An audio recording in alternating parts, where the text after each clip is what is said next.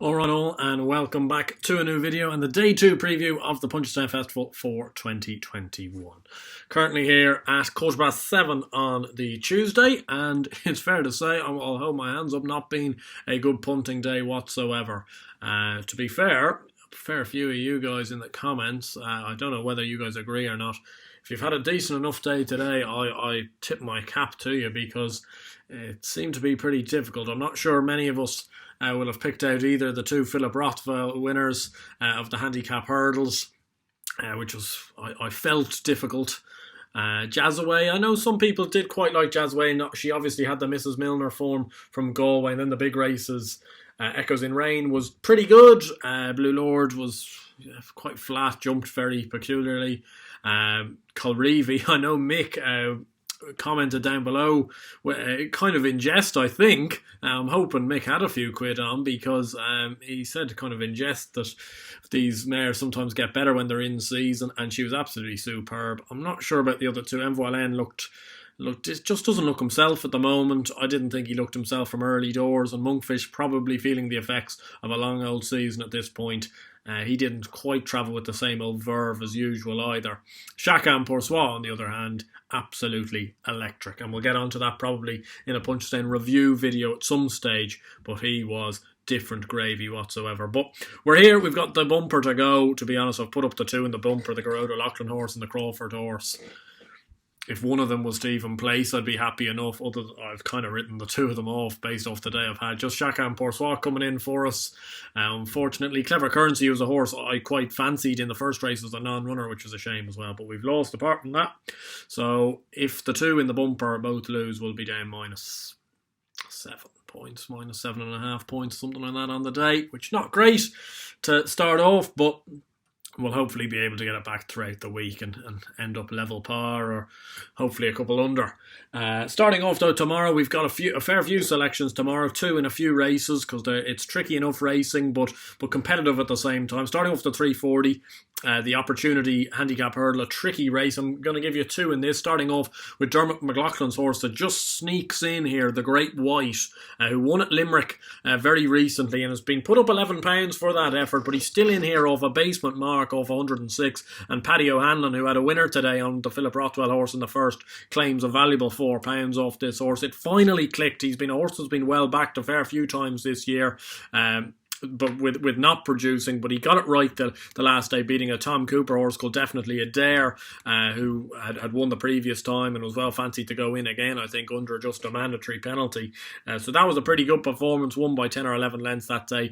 Comes back here pretty quickly, but seems to relish a little bit of nicer ground, and hopefully he can go well again. Best price 9-1 you can get about him. And it would be remiss of me not to mention Fortune Street, who genuinely does have a chance in this off a mark of 116 with Richie Condon taking £4 off him. It was good to see him finally break his duck over hurdles at Wexford. You could argue that probably Wexford is where he shows his best form. He's got some decent enough form around there, but I still think off 116, I don't think he's a badly handicapped horse, and he's shown enough consistent performances in these types of races, maiden hurdles, novice hurdles, and now into a handicap. I'm hoping he can run very well. At 12-1, I'll give him a chance. The 4:15 comes my nap of the day. I know I didn't have a nap in the day. Probably should have put up Chacun Poursois as a nap, but I didn't. My nap of the day comes in the 4:15, and it is Heather Rocco. Best price 5-2 at the moment. He was my nap of the week on some of the podcasts I've been on, including the Final Furlong. Was it the Final Furlong? No, sorry, the finishing line. I think I put up Heather Rocco, and I put it up in the videos with Josh and stuff like that. But I think he's got a massive chance. He's clear on the ratings compared to the weights. He is a bit quirky, mind, and can sometimes lug left, but he's done it well at Limerick twice. He was a little bit disappointing in between them, but that was in a much better race than what he's facing here. 2.5 miles will surely suit this horse, and I think he could go very well and hopefully get the job done at 5-2. The 4:50, the Louis Fitzgerald Hotel Hurdle, I'm going to give you two in this. Decimation will be the one of the top two in the market. I'd fancy 9-4, was just pipped by Ashdale Bob in a grade 2 event at Ferryhouse over 2.5 miles. I rate that to be good form, and Gentlemansgame was back in third, who we'll be talking about in a second. I think that was very good. Dropping back into conditions race should see him to better effect. And the one I'm going to play each way is Fighter Allen at 10 to 1. I just get the impression with Willie Mullins that they've really expected this horse to be an awful lot better than he's ended up being this year. He has been a little bit disappointing, but this is the type of race he could excel in, and you're getting 4 places with the majority of bookmakers. Brian Cooper booked for Chris Jones. Willie Mullins obviously trains. And if he was to reproduce some of his form nearer the start of the season, he wouldn't be without a sniff in this. The 5:20, the 3 mile novices hurdle. I do quite like Galopin Des Champs, but I'm not going to put him up. I'm going to give another chance to Gentlemansgame back at 3 miles. I thought he just ran very flat at Fairyhouse. I'm hoping he might be able to get back to himself. I'm hoping as well that the fact that Mouse Morris is running him would indicate that the horse is in decent enough nick, has come out of Fairyhouse well and is ready to go again. Mark Walsh takes over. He's a horse of an awful lot of ability. Maybe we won't see that full ability until he tackles a fence next year, but at 9 to 1, at 9 to 1 is it? Sorry, 17 to 2 best price. I'm prepared to be giving him a shout. The 5:55, it will come as no surprise to see me back in Boum Photo in this. I don't think it's straightforward. I'd have preferred to have been taken 3 to 1 about him with Manella still in the race. Manella Indo still in the race rather than 13 to 8. That being said, on his best form, he's clear of these, I believe. On his Gold Cup winning form. But the likes of Kemboy, Clan des Obeaux would be, as the betting would suggest, would be his 2 main rivals. I'd be more concerned by Clan des Obeaux personally. I know some of you may think Kemboy has a good chance, and I couldn't put people off him at the same time because both of them surely will excel at a track like Punchestown. But Boum Photo's run well here before, is also on the back of decent runs, winning the Gold Cup. He's only just touched off by Kemboy with a mustard ride from Ruby Walsh the year Ruby retired. So hopefully Boum Photo, if he puts in a better round of jumping, he should be bang there, and hopefully gets a bit of justice for us after that gallant but unfortunately non-fruitful attempt for 3 Gold Cups in a row. The 6:30, the big bumper.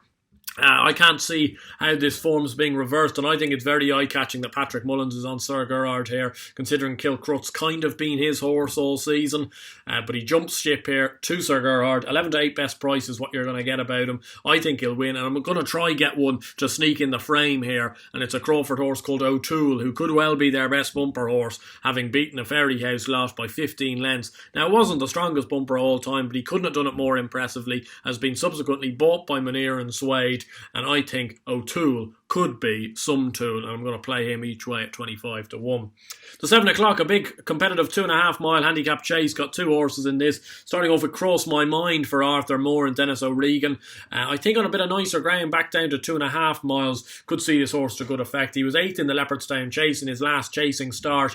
That was a superb race with Off You Go winning. Manila Times was there, Live Love Laugh was there, Farkless was there, Ishkabaha was there. The form couldn't have worked out better for Cross My Mind in that race. Prior to that, he'd won 2 chases, had a little bit of a comeback run, a little bit of a pipe opener, I think, over hurdles a couple of weeks ago, which should put him bang on for this. Dennis O'Regan, exactly the type of guy you'd want in the saddle for this type of horse that needs to be delivered fairly late. Off a mark of 134, I think he's got a sniff. And the other one I'm going to play, and this one perhaps is one that I should be letting go because he is a mule of a horse at times, but Foxy Jacks, I think, is a horse that has a more ability than a mark of 128 would suggest, especially at this type of a trip on this type of ground. He won over 2.5 miles on good ground at the start of the season. He's been running over 3 miles recently and travelling superly into his races before not finding a whole pile. I'm hoping a step down in trip. Johnny Moore for the first time is on this horse for Mouse Morris. He'll be hunted away.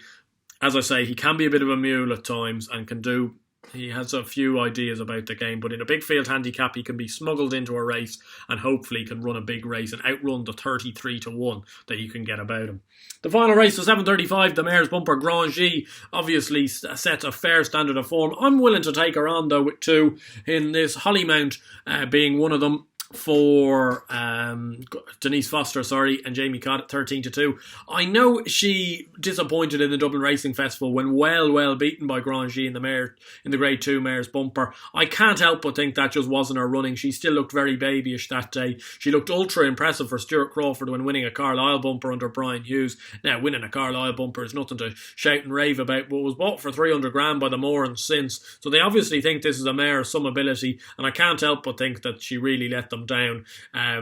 on her first start for new connections at Leopardstown. I'm hoping for a better mare, perhaps on a bit of better ground, and 13-2 I'm willing to take. And the one that I just cannot believe the price is Lorna Fowler's horse, Manisande, who's currently 16-1 best price. 16-1. This horse should not be 16-1, I do not believe.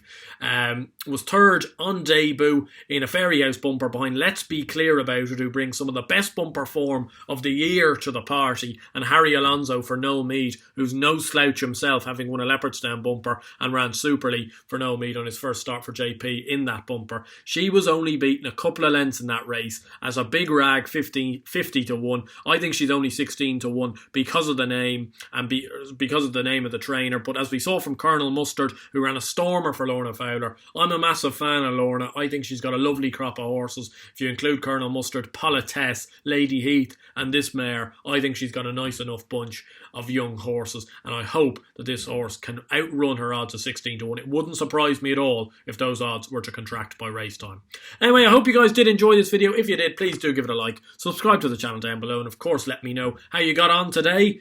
Fair play if you had a good day. I didn't have a good day. I'll hold my hands up, and I'm hoping for potentially some piece of luck in the bumper, but I'm not, I must say, I'm not thinking it will happen, but hopefully something may happen and somebody runs a good race between the two, the Gerhard O'Loughlin horse and the Crawford horse. But on to tomorrow. Tell me what your best bets for tomorrow are. What's your nap of the day? Do you like Heather Rocco in the big auction final? I certainly do, and hopefully he'll be able to go in and give us a bit of a better day than what we've had today. Anyway, hope to see you tomorrow evening where we'll be covering day 3. Until then, stay safe, stay well, land a few bets, and I'll see you guys then. Cheers.